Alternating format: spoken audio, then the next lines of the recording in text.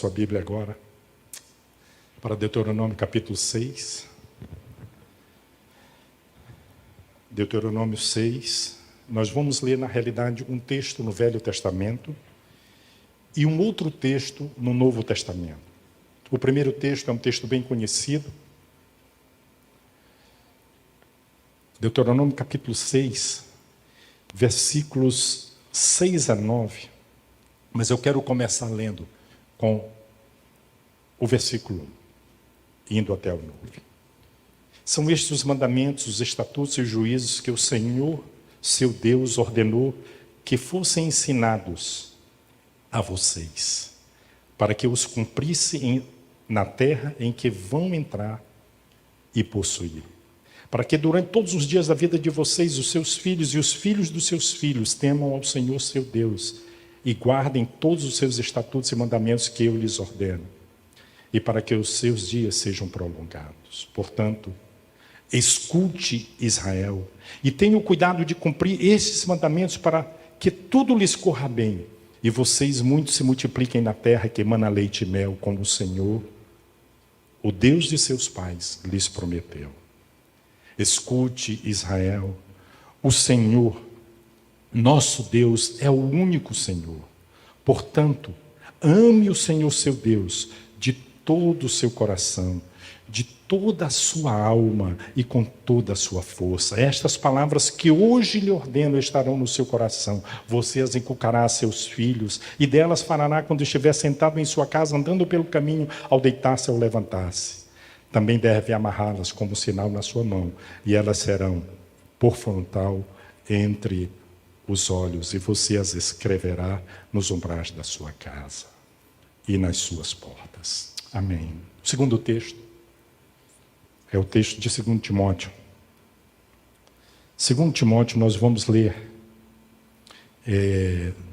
duas partes. A primeira, no capítulo 1, os primeiros versículos.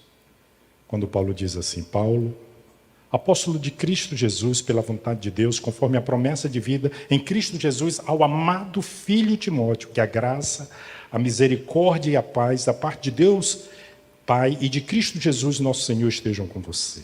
Dou graças a Deus, a quem, desde os meus antepassados, sirvo com consciência limpa, porque sem cessar lembro de você em minhas orações noite e dia. Lembro das suas lágrimas e estou ansioso por ver você, para que eu transborde de alegria, lembrando da sua fé sem fingimento, a mesma que primeiramente habitou em tua avó Lóide e em tua mãe Eunice, e estou certo que habita também em você. Capítulo 3, versículos 10 a 17. Mas você tem seguido de perto meu ensino, a minha conduta, o meu propósito, a minha fé, a minha paciência, o meu amor, a minha perseverança, as minhas perseguições e os meus sofrimentos, os quais tive que enfrentar em Antioquia, Icônio e Listra. Quantas perseguições sofri, porém o Senhor me livrou de todas elas. Na verdade, todos os que querem viver piedosamente em Cristo Jesus serão perseguidos, mas os perversos impostores irão de mal a pior, enganando e sendo enganados. Quanto a você, permaneça naquilo que aprendeu e que acredita firmemente, sabendo de quem você o aprendeu, e que desde a infância você conhece as sagradas letras que podem torná-lo sábio para a salvação pela fé em Cristo Jesus. Toda a Escritura é inspirada por Deus e útil para o ensino, para a repreensão, para a correção, para a educação na justiça, a fim de que o servo de Deus seja perfeito e perfeitamente habilitado para toda boa obra. Essa é a palavra do Senhor, viva e, como diz aqui, útil para o ensino, para a correção, para a repreensão, para a educação na justiça. Vamos agradecer essa palavra e pedir que o Senhor mesmo fale a nós. Vamos orar? Peça agora ao Senhor que fale ao seu coração através dessa palavra. Peça ao Senhor. Ó Deus nosso Pai, esta é a tua palavra que é a verdade, e só ela pode fazer a obra de tornar-nos varões perfeitos em Cristo Jesus. Que somente a tua palavra hoje encontre lugar em nossos corações, que o teu Espírito Santo faça a obra que aprouver e nos ajuda a sairmos daqui desafiados a viver uma vida melhor como cristãos. Oramos assim no nome de Jesus. Amém. Dois textos, eu quero explicar o contexto aqui dos dois textos para você entender então o tema. Porque o tema que eu vou desempenhar hoje, pretendo, na mensagem é forjando uma vida de fé no seu filho e discípulo.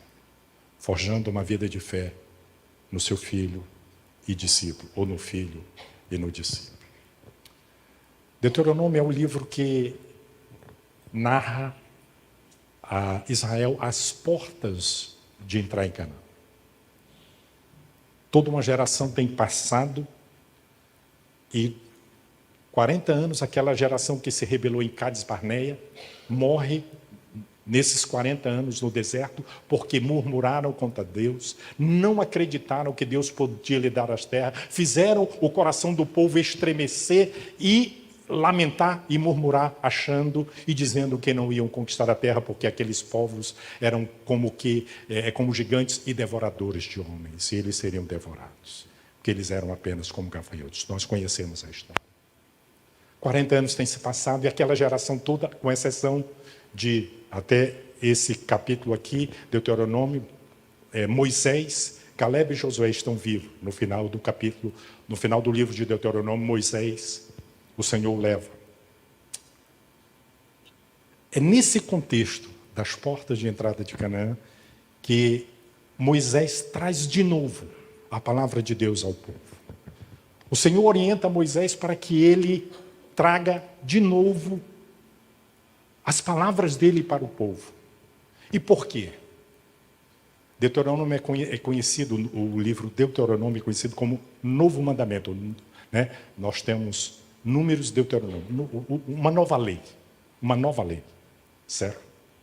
Embora que não seja uma nova lei, é um novo momento da mesma lei que Deus está dando. E por que Deus está fazendo isso? Porque nós temos agora uma nova geração que não conhecia Deus, que não conhecia os mandamentos de Deus, que aprendeu a viver no deserto, e eles precisavam ouvir de novo os mandamentos do Senhor. E todos nós temos mente curta, e aquele povo que tinha vindo, possivelmente esquecer dos feitos de Deus pelo povo de Israel. Então, Deuteronômio é como que uma narrativa dos feitos de Deus e do que Deus quer para o seu povo. Esse povo também tem um novo desafio. Eles eram, até então, um povo migrante, um povo itinerante. Um povo que fazia tendas e ia de lugar em lugar. Agora eles vão ter residência fixa. Eles vão habitar numa terra que, lembra-se, o Senhor disse que daria a Abraão, né? E o Senhor mesmo prometeu a Abraão que o seu povo seria escravo por 400 anos, mas até que se completasse a maldade dos povos que habitavam na terra, o seu povo iria habitar naquela terra. Eles então iriam habitar. E tinham um desafio agora. Não fazer como os povos da terra. Viver como o povo que fosse testemunha de Deus para as outras nações. Guardassem a lei de Deus para as outras nações e anunciassem em preparação a vinda do Messias. Um novo desafio. Esse povo também está às portas de entrar na terra e Moisés não vai entrar na terra. Porque ele tem desobedecido a Deus, Deus vai levantar um novo líder. E o novo líder é Josué. É um novo momento. Embora que Deus tenha prometido, assim como foi com Josué, assim serei contigo. E o Senhor repete a Josué no capítulo 1, eu serei contigo, eu serei contigo, eu serei contigo. Mas era um novo momento. E eu fico imaginando o povo pensando assim, será que esse Josué é como Moisés? Porque em Deuteronômio 34 diz que não houve em Israel nenhum outro profeta mais como Moisés, a quem o Senhor falava face a face. Lembram disso? E agora um novo desafio. Mas também, estando na terra, esse povo enfrentaria novas tentações. É fácil se acomodar depois que Deus nos concede as bênçãos e nos esquecer do Senhor. Esquecer dos seus mandamentos. Então, por isso é que Deuteronômio é escrito. Se você for olhar, antes de Moisés partir, ele dá 2 discursos a Israel.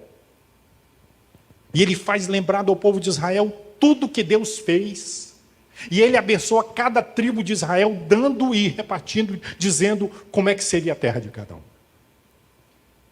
Esse é o momento. Esse é o momento. Esse povo, então, precisava ouvir. Então, esse é o texto de Deuteronômio. E o texto de 1º e 2º Timóteo que nós lemos. 2º Timóteo. O apóstolo Paulo está próximo a partir. Estamos agora no Novo Testamento. Esquece um pouco a história do povo de Israel, mas você vai entender o link que eu vou fazer aqui. O apóstolo Paulo está próximo do dia da sua morte e ele tem feito discípulo de um jovem que ele chama meu filho amado. Meu filho amado. Meu filho amado. O apóstolo Paulo repete pelo menos 4 vezes essa expressão para Timóteo. Em Atos 16, o apóstolo Paulo se encontra com esse jovem, né, que é tímido, que não é um completo judeu, e ele o toma para si e o leva nas suas viagens missionárias. O apóstolo Paulo deixa Timóteo como pastor em Éfeso, que foi a igreja mais promissora do Novo Testamento, no sentido de ser aquela igreja na região da Ásia, onde o evangelho todo foi alcançado. Foi pastor ali na cidade de Éfeso. Esse jovem pastor precisa entender os desafios que ele tem pela frente. Pastor de uma cidade metropolitana, cheia de tentações, onde a prostituição imperava. Um jovem pastor pastoreando pessoas de mais idade, que desafio grande. Pessoas que lhe eram rebeldes, precisando saber tratar da criança, do jovem, da mulher, da viúva, de tudo. Era um desafio para ele. Ele tinha, parece, problemas físicos. E Paulo precisava ensinar-lhes. Ele passava por algumas tentações e o apóstolo Paulo precisava lhe dar instruções para ele não ser tomado por essas tentações. Então Paulo escreve ao seu jovem discípulo Timóteo. Esse é o contexto. Pouco tempo antes da sua partida. E o que isso tem a ver com o nosso tema? Formando uma fé no discípulo e no seu filho. Esses textos têm a ver com repassar, o forjar na vida dos filhos, uma vida de fé que Deus espera que nós incutamos na vida dos nossos filhos.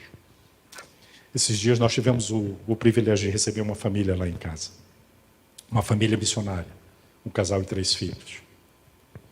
E como toda família de crente, na hora do almoço, na hora das refeições, o que a gente faz? O que a gente faz? Ora. Família de crente é assim, não é?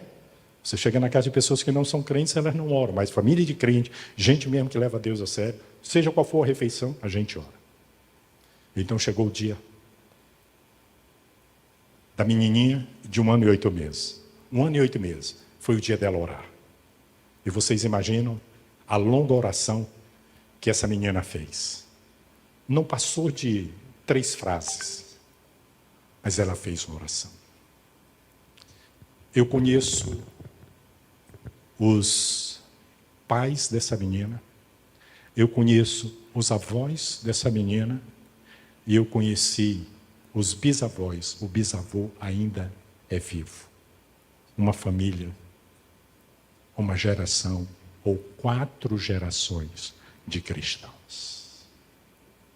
E aquela pequena menina fez a oração agradecendo pela comida em nome de Jesus. Amém. Eu já lhe faço aqui uma pergunta.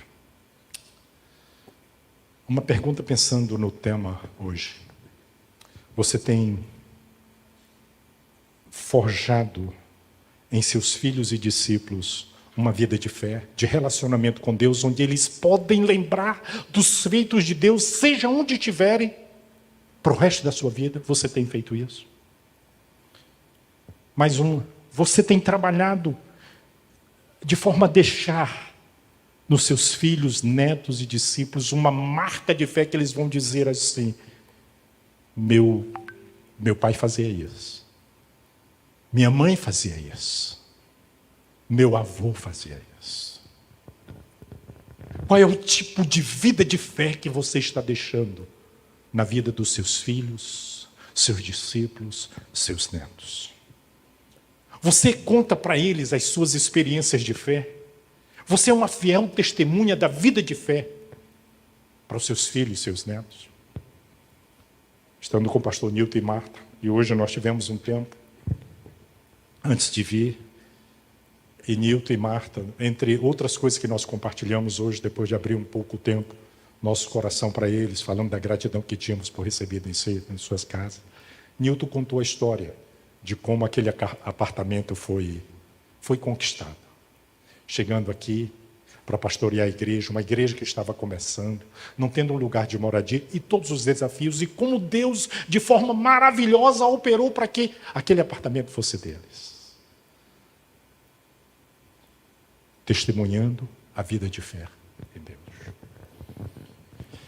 Forjadores de uma vida de fé são aqueles que têm uma vida de fé. Ninguém ensina o que não sabe, e dificilmente alguém aprenderá alguma coisa se não for ensinado. Deuteronômio 6. Estas coisas, ou estas palavras, que hoje eu te ordeno, estarão em teu coração e tu as inculcarás a teus filhos. No texto de Paulo a Timóteo, ele diz: a ti, meu amado filho na fé. Chama filho na fé, filho na fé. Paulo diz a Timóteo a mesma fé que habitou em tua avó Lóide e em tua mãe Eunice.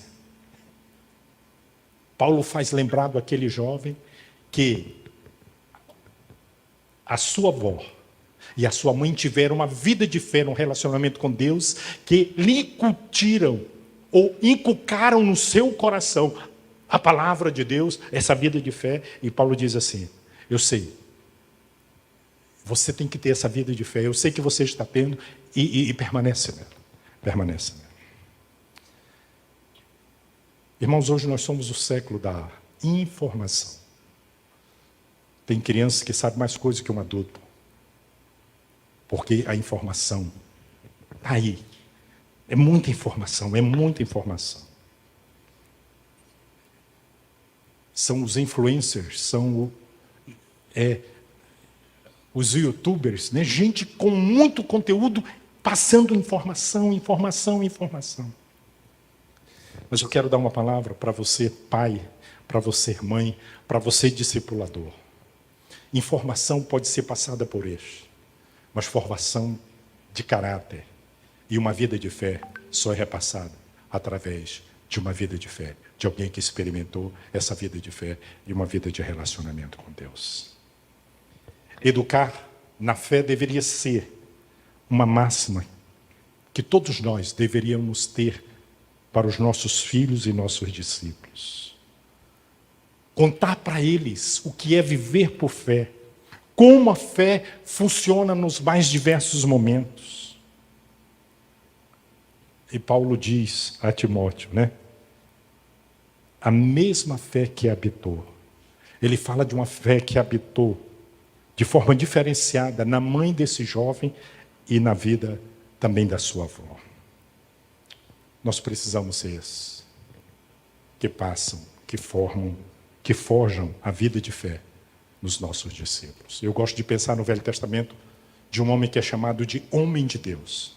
Você sabe qual homem no Velho Testamento que mais é chamado homem de Deus? Você tem ideia? Eu vou dizer como eu descobri. Tem um irmão em Natal que toda vez que ele me cumprimenta com esse título: homem de Deus. E amados, eu fico... Esse é um título que Paulo chama a Timóteo. Tu, homem de Deus. Fala também para Timóteo. E um dia eu conversei com ele, eu disse: meu irmão, que responsabilidade. Sabe por quê? Eu estava lendo o Velho Testamento. E eu fiz até um estudo sobre isso. Eu falei de homem de si mesmo, homem do mundo, homem do diabo e homem de Deus. Se um dia, né, eu tiver a oportunidade, quem sabe eu pregue sobre esses 4 tipos de homens. Aí eu estava lendo a história de Eliseu. Vocês conhecem a história de Eliseu? Homem de Deus. se o meu Senhor conhecesse o homem de Deus, que é Israel. Homem de Deus. Ah, eu sou homem de Deus mesmo? Eu sou homem de Deus? Homem de Deus, homem de Deus. Esse homem de Deus viveu com outro homem de Deus, chamado Elias. O homem que orava e a chuva parava. Orava e a chuva vinha. É? Homem de Deus. Quem esteve no culto de oração sabe por que eu estou mencionando esse jovem. Deus pode responder às nossas orações. Vivendo por fé. Elias dava uma palavra, pá. Elias dava uma palavra e fogo do céu vinha, pá. Que coisa! Homem de Deus. Homem de Deus. Eliseu acompanhou esse homem de Deus. E no dia que o Senhor ia chamar para si o homem de Deus, Deus falou tanto para o homem de Deus que seria levado, como para o homem de Deus que ficaria. E Elias tenta, por 3 vezes, dissuadir Eliseu a não segui-lo. Ele diz assim, não vou deixar você. Não, fica aqui. Não vou deixar você. Ah, então você está sabendo mesmo, né, que eu vou? Estou sabendo. O que você quer? O que você quer? Ele disse, eu quero porção dobrada do teu espírito. Dura coisa foi o que você pediu, mas se na hora que eu estiver sendo levado, você ver, você vai então. O Senhor leva, como tinha dito, Elias no redemoinho. Eliseu vê, meu pai, exército do Senhor. O manto de Elias cai. Eliseu rasga as suas vestes. Eles têm terminado de atravessar o Jordão, lembra? E o que Elias tem feito para eles atravessarem o Jordão? Elias pega o manto e plá, no Jordão. O Jordão se abre, eles atravessam. Aí Deus leva o homem de Deus. Depois de se lamentar, rasgar suas vestes, pega o manto de Elias, pá, e o Jordão se abre. Homem de Deus.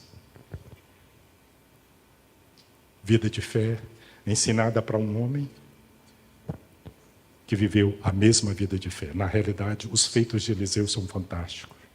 Você já leu na Bíblia? Depois leia.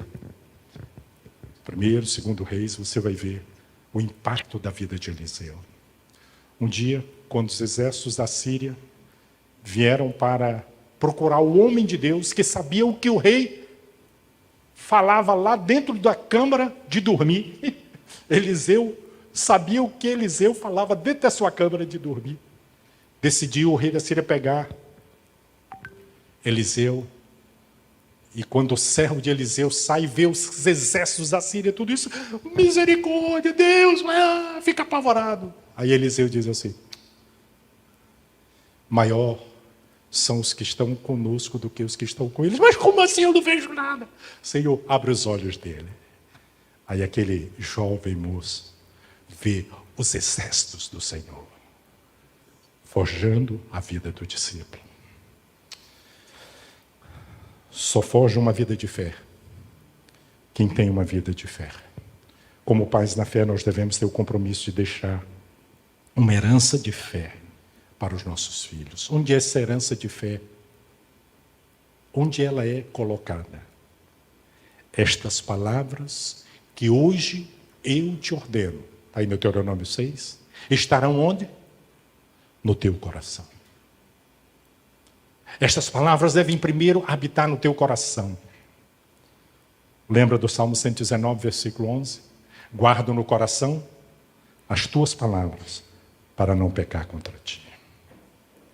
O apóstolo Paulo, quando diz a Timóteo, a mesma fé que habitou em tua avó Lóide, em tua mãe Eunice, e certamente habita em ti, ele está possivelmente fazendo uma referência de que no coração destas pessoas havia incutido a palavra de Deus de tal forma que eles poderiam manifestar uma vida de fé. A expressão as inculcarás em Deuteronômio implica em guardar na mente, como dizíamos no passado, guardar na cachola. Uma vez que você inculcou as verdades de Deus na vida de seus filhos e discípulos, essa fé será preservada e fortalecida. Fortalecer e preservar a fé é obra do Espírito Santo, não é nossa. A nossa é inculcar nos filhos. Fortalecer e preservar é obra do Espírito Santo. É obra de Deus. Nós precisamos confiar que uma vez que nós fizemos a nossa parte, Deus fará a dele. Deus fará a dele. Nosso papel como pais discipuladores é o quê? Inculcar. Inculcar. Aí alguém perguntaria, mas pastor, tem um bocado de filho de crente que se desviou, filhos de homem de Deus. É verdade, tem mesmo.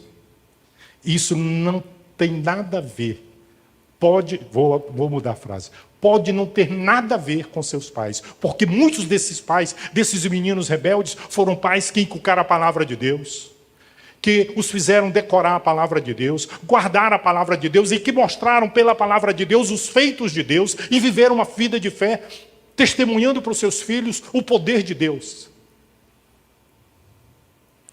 Isso pode não ter nada a ver conosco, desde que nós tenhamos feito aquilo que é a nossa parte. Nós precisamos fazer a nossa parte e deixar com Deus o que é de Deus. Salvação, santificação é obra de Deus, não nossa. A Bíblia diz em Ezequiel 18, falando sobre a responsabilidade de cada um, depois você pode ler todo o capítulo. Mas a síntese do capítulo 18 é: a alma que pecar, essa morrerá.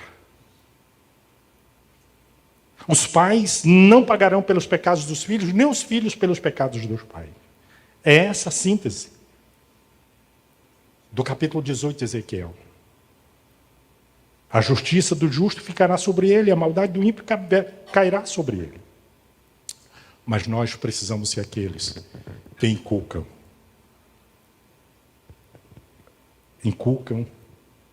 a palavra de Deus a seus filhos. Eu tinha pedido para ser passado um vídeo, depois eu vou pedir ao Isaías que ele ponha no grupo da igreja, mas eu quero que vocês vejam uma palavra.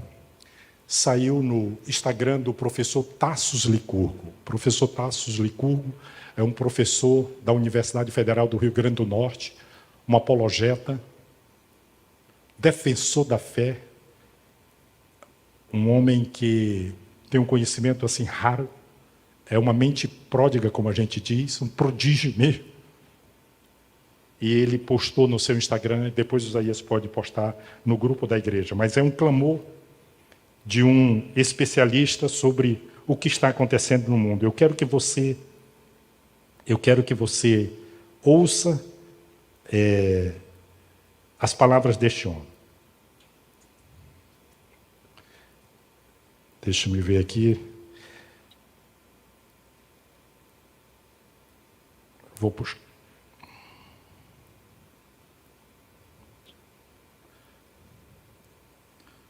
Já deu para ver que eu não sou muito bom aqui não, né? Mas vamos lá. A razão pela qual tantas crianças estão sendo vítimas, estão deixando a religião, é porque elas estão sendo vítimas de lavagem cerebral. A visão secularista em suas escolas. A outra razão é porque a maioria dos judeus e cristãos não tem ideia de como explicar a religião para os seus filhos.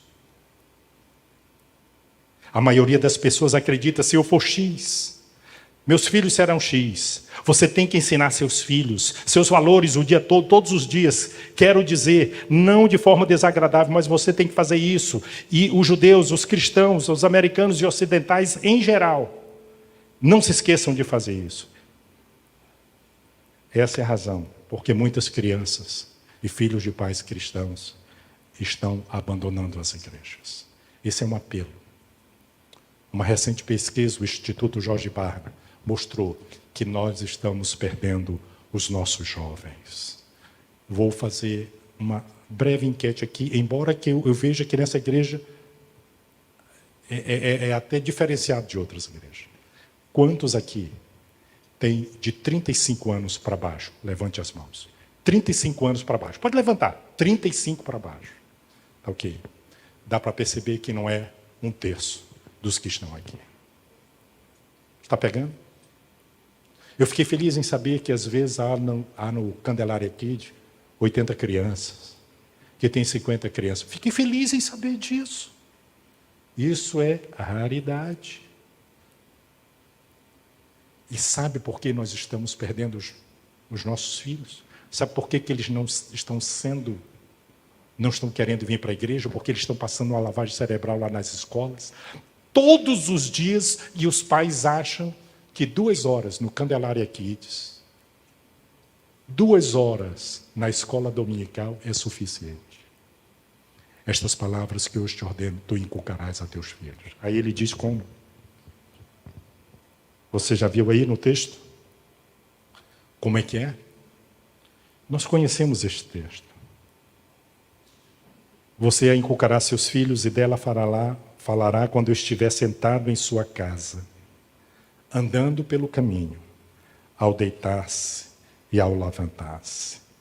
Também deve amarrá-las como sinal na sua mão, e elas lhe serão frontal entre os seus olhos, e você as escreverá nos umbrais da sua casa, das suas casas e nas suas portas.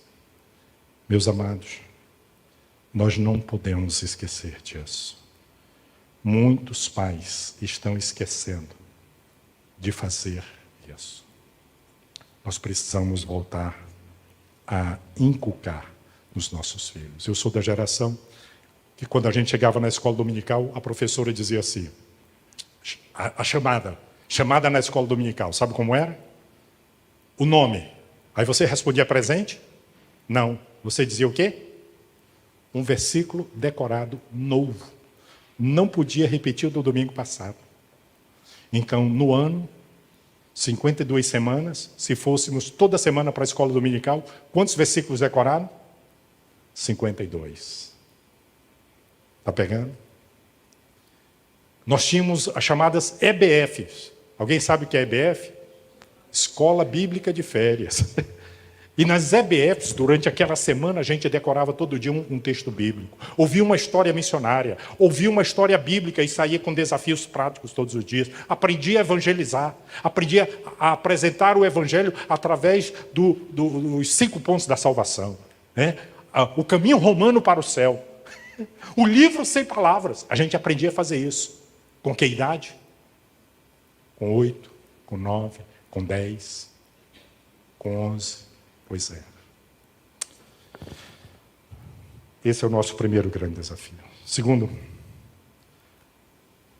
só vive uma vida de fé quem foi ensinado a viver na fé.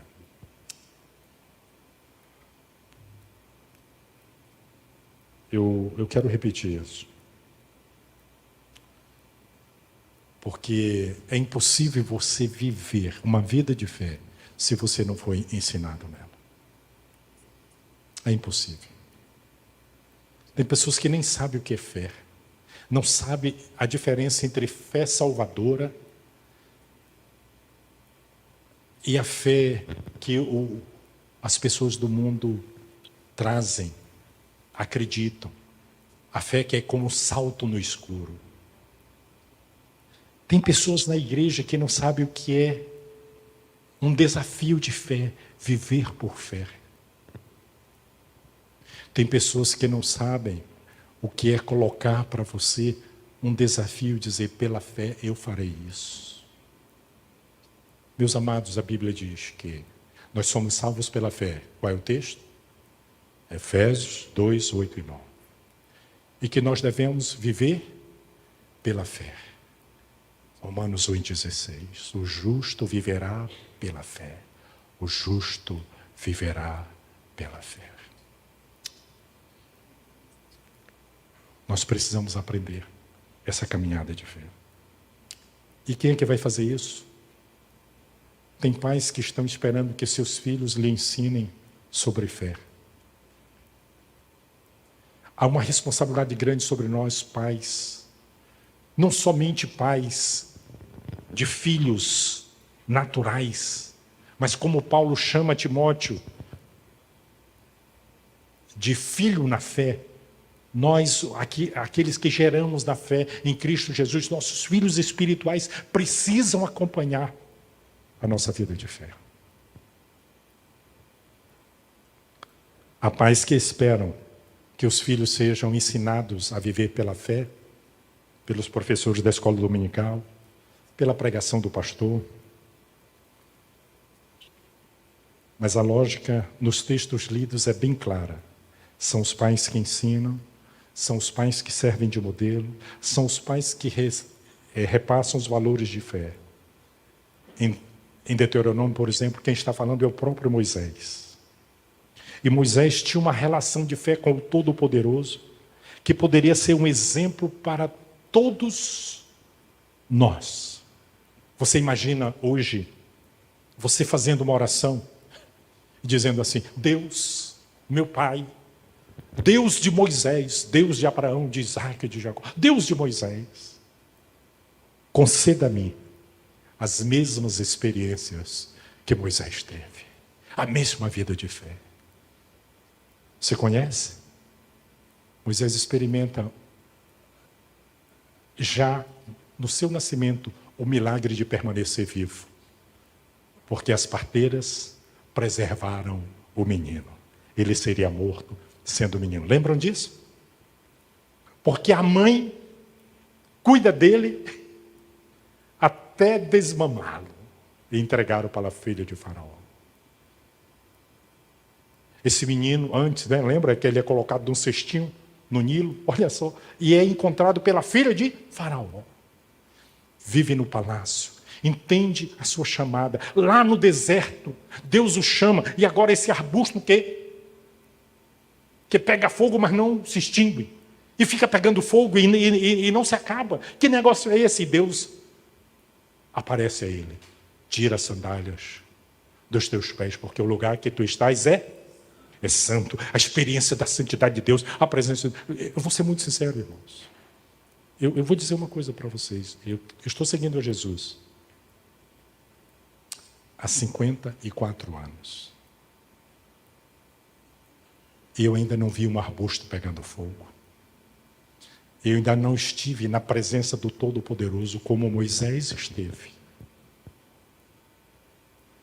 Vários momentos da minha vida ele já disse para mim: tira o lugar, tira as sandálias dos teus pés, porque o lugar que estás é santo. Mas vocês lembram das coisas extraordinárias de Moisés? Você vai lá no Egito, libertar o meu povo. Eu não, Deus, que é isso? Mas o que tu tens na mão? Uma vara. Eu posso jogar uma vara e ela vai continuar sendo vara.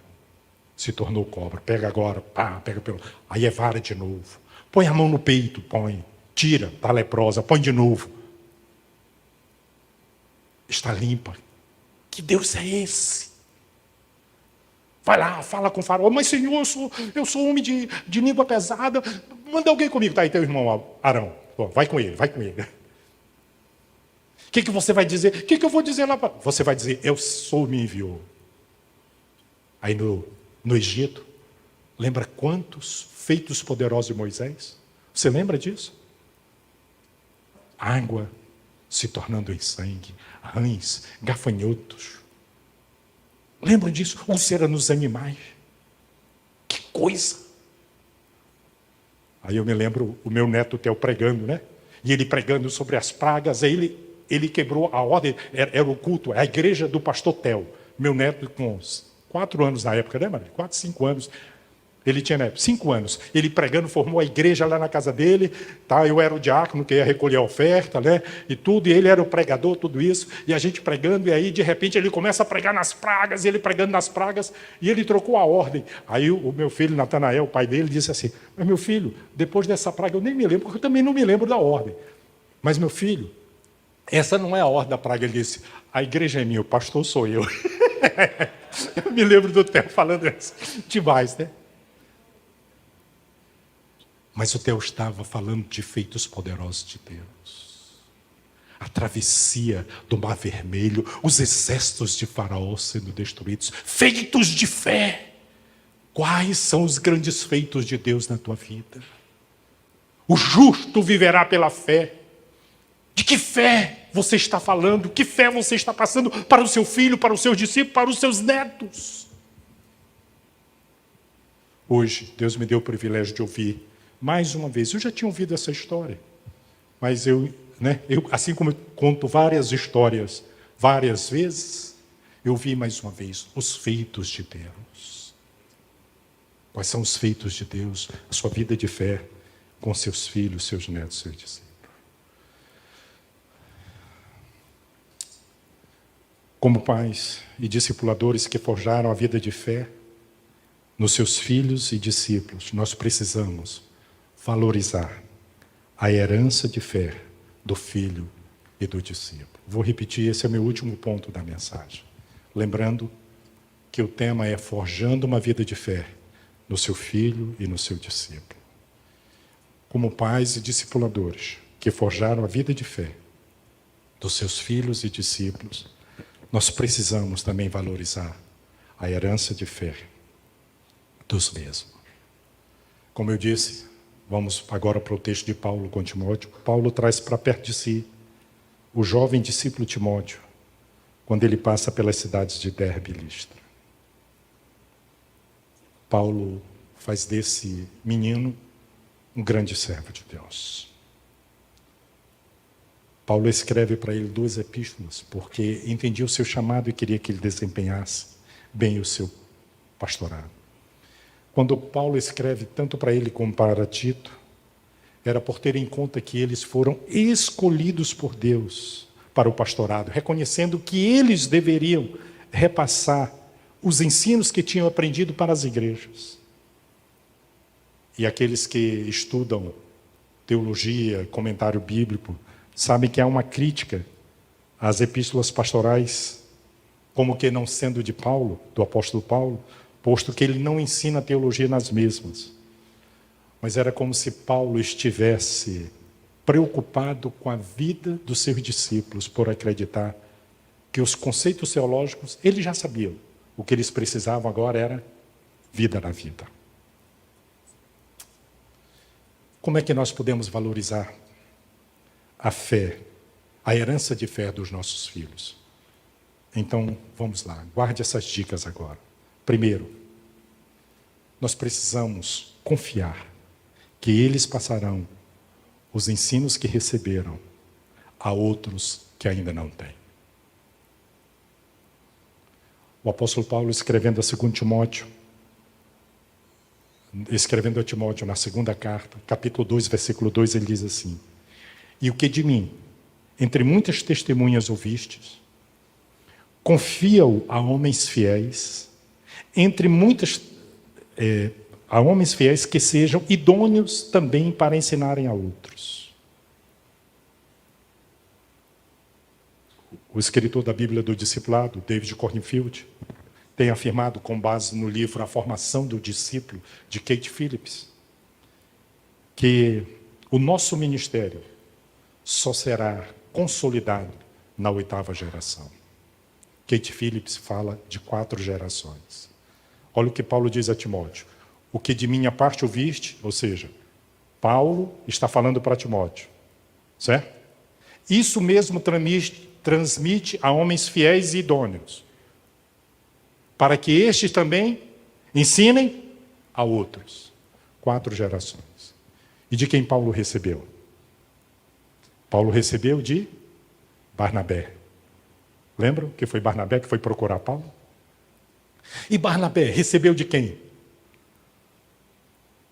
Dizem os comentaristas que José, também chamado de Barnabé, a quem os irmãos chamaram de filho do Consolador, foi um dos 70 enviados por Jesus. Lucas 10. Um dos 70. Lá estava Barnabé. Ouviu do próprio Cristo. Ele ensina Paulo, que ensina Timóteo, que ensina homens fiéis, que ensina outros. Fico feliz pelo que como eu disse, eu já fiz a gratidão no início.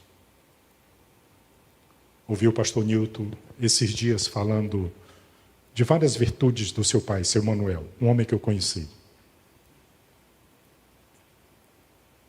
Eu estive alguns momentos na casa do seu Manuel. Mas o pastor Nilton contou uma coisa hoje sobre o seu pai. A igreja pequena tinha um desafio de comprar uma propriedade ao lado, lá em Mucuripe. E o vizinho disse, ele tinha conversado com o vizinho, que quando o vizinho fosse vender a casa, ele vendesse para a igreja. O vizinho decidiu vender a casa, o seu Manuel levou para a igreja. Aí, como toda igreja batista, né? É a assembleia, tudo isso. E vários deram para trás. Mas o seu Manuel tinha dito para o pastor, vamos comprar a casa. E falou lá para os irmãos, pode comprar a casa. A minha casa vale mais do que a dele. Eu vendo a minha casa, se a igreja não conseguir, e a gente compra a casa. Que testemunho. Os irmãos de repente se mobilizaram. Seu Manuel não precisou vender a casa dele. O pastor Nilton está contando isso para mim. Está contando para o Nilmar. O João está ouvindo. E a vida de fé está sendo passada de um para o outro. Nós precisamos confiar que aquilo que nós ensinamos aos nossos filhos, eles vão repassar ao outro. Segundo, confiando-lhes posição de liderança, que exijam deles ensinar os ensinos de fé recebido. Quando Moisés vai embora, ele certamente estava tranquilo por saber que Deus já tinha levantado um sucessor. Ele tem feito um bom discipulado com esse jovem guerreiro chamado Josué.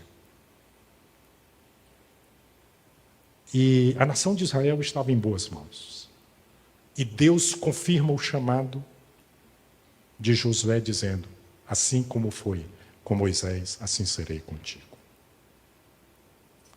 O apóstolo Paulo, quando escreve a Timóteo, ele o deixa como pastor na cidade de Éfeso, a igreja que ele passou 2 anos e meio. Pega um grupo de 12 homens, 12 discípulos, e forma uma igreja pujante, uma igreja evangelizadora, de tal forma que toda a Ásia ouviu falar do Evangelho. Que coisa! Paulo deixa Timóteo ali. Nós precisamos confiar a posição de liderança. Eu fico feliz que Deus tem levantado aqui o pastor Nilmar para continuar o ministério do seu pai. Fico feliz por isso. Hoje a Marili queria estar em Natal. A Marili queria estar em Natal. Sabe por quê? E eu vou dizer da minha felicidade. Enquanto eu estou pregando aqui agora, meu filho está pregando na igreja que ele cresceu. Ele está sendo pregador hoje à noite lá. Sonhando em ser um pregador, um pastor, se preparando para isso, para falar das suas experiências de fé com Deus e possivelmente, e certamente, das experiências que ele viveu em nossa casa, experiências de fé, de vivência com Deus. Nós precisamos deixar que eles liderem. Terceiro, permitindo a eles errar e sendo dispostos a ajudarem os mesmos a consertarem os erros da caminhada. Não pense que um filho e um discípulo vai acertar tudo.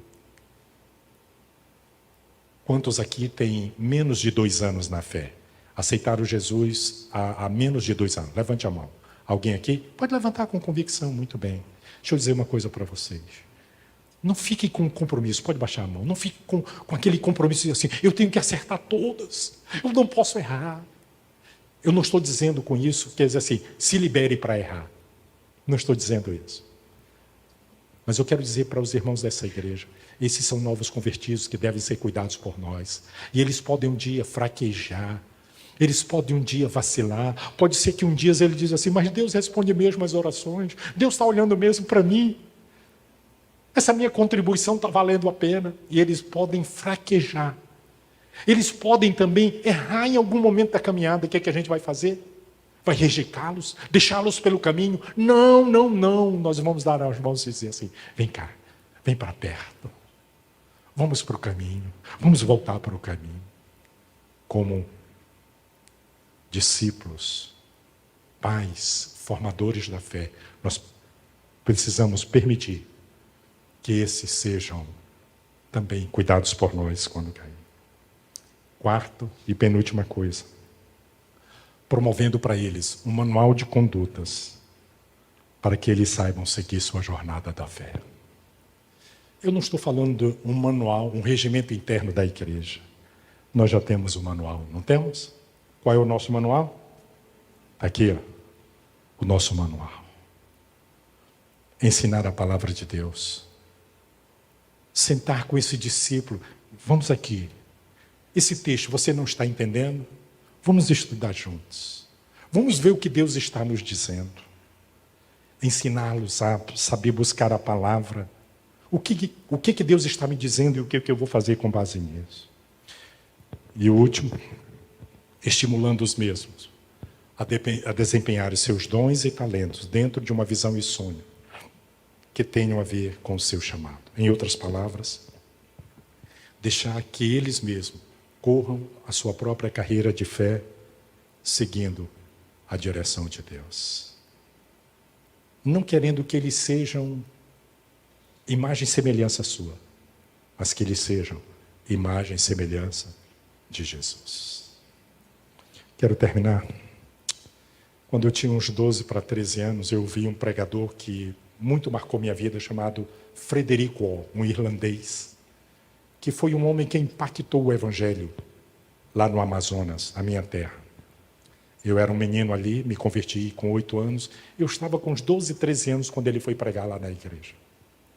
Eu não me lembro de todas as pregações do pastor Frederick Wall, mas eu tinha, como eu disse, uns 13 anos quando eu vi esse exemplo dele. Ele conta que lá na Irlanda, na época do frio, tinha se convertido um irlandês, e, assim, trabalhador, homem muito comprometido com a família, um homem assim meio duro, e não sei se você sabe, mas os irlandeses se orgulham de serem durões, né? Os irlandeses se orgulham de serem firmes, tudo isso. E aquele homem era um trabalhador como bem poucos. Mas ele fazia uma coisa, sempre que ele voltava do trabalho e jantava, ele gostava de ir para o bar, beber. Ele não se dava conta que ele já era um viciado. Então, toda noite, depois que jantava ali, vendo família, ele saía para o bar. Um dia, no inverno rigoroso da Irlanda, terminou o jantar, está aquele homem, pai de alguns filhos, alguns pequenos, e ele se caminha para o bar. Quando ele está próximo a entrar no bar, próximo à porta, ele ouve como que uma pancadinha. Pá! E ele vira para trás e vem seu filho de 5 anos, pulando na marca de suas botas. Ele vira para o filho e diz assim: meu filho, o que você está fazendo? E aquele menino diz assim: seguindo as suas pegadas, papai. Aquele irlandês põe o seu filho no colo, volta para casa e nunca mais voltou ao bar, porque ele não queria que seu filho seguisse as suas pegadas da ida de um homem para o bar. Quais são as pegadas que você está deixando, que marcam a vida de fé do seu filho e seu discípulo? Que Deus nos ajude, para que na nossa caminhada com Jesus, nós forjemos uma vida de fé, que os nossos filhos vivam e sigam para serem parecidos com Jesus. Vamos orar. Ó Deus Todo-Poderoso, Criador dos céus e da terra, nosso Pai que está no céu. Que desafio grande sermos forjadores da vida de fé nos nossos filhos e discípulos. Nos ajuda, Senhor, porque por nós mesmos nós não conseguimos. Nos ajuda a vivermos uma vida de fé que seja uma inspiração para os nossos filhos e discípulos. Nos ajuda, Senhor, a continuar nossa caminhada com Jesus, sem nos desviarmos para a direita nem para a esquerda. Nos ajuda a guardarmos no nosso coração as tuas palavras para não pecar contra ti. Nos ajuda, Senhor, a de forma clara, objetiva, inculcar na mente dos nossos filhos o amor ao Senhor, o amor de todo o coração ao Senhor, a fim de que sejam guardados do mal, a fim de que tenham sua vida bem-sucedida, a fim de que glorifiquem ao Pai Celeste, a fim de que o Senhor se alegre também na sua caminhada. Ó Deus, nos ajuda. Quero colocar a vida do meu irmão, da minha irmã, que está hoje aqui pensando no filho, numa filha que já não segue o Senhor. Traga paz ao coração do meu irmão, da minha irmã. E aquele filho que está longe, ouvindo essa palavra, que ele volte-se para o Senhor em arrependimento e fé, voltando para os caminhos do Senhor, andando nos teus estatutos, nos teus juízos. Ó Deus, que hoje seja um dia de reconciliação, seja um dia de volta para casa. Peço a tua bênção, o teu cuidado, para a vida daqueles que estão começando a sua vida cristã, os novos na fé aqui, que eles aprendam a guardar a tua palavra no seu coração, para não pecarem contra o Senhor, que eles se fortaleçam em ti cada dia, que sejam firmes ao olhar sempre para Jesus, e eles mesmos possam fazer outros discípulos para a honra e glória do teu nome. Nós abençoamos nossas crianças lá no Candelária, que elas cresçam no temor do Senhor e de lá saiam líderes, formadores de discípulos, discipuladores, a fim de que tua igreja seja abençoada e o teu nome seja engrandecido. Ó Deus, tenha misericórdia de nós. E muito obrigado pelo teu amor. Muito obrigado porque o Senhor nos ama e o Senhor nos chamou para uma caminhada contigo. Nós te amamos, Senhor, e dizemos muito obrigado por tudo. Oramos no nome de Jesus. Amém. Se hoje à noite alguém que ainda não caminha por fé, talvez está na igreja e é um religioso, mas não sabe o que é caminhar por fé. Hoje é o dia de abandonar a religiosidade, ser salvo pela fé e viver pela fé, que o justo viverá pela fé. Fé salvadora é aquela que nós reconhecemos que somos pecadores e que nada merecemos da parte de Deus, mas recebemos o dom gratuito, a salvação. Levantamos mãos vazias para o céu e dizemos: muito obrigado, Jesus, porque você morreu na cruz por mim. Eu aceito o presente da vida eterna. Eu sou um pecador, eu não posso me salvar, mas eu recebo o presente da vida eterna agora.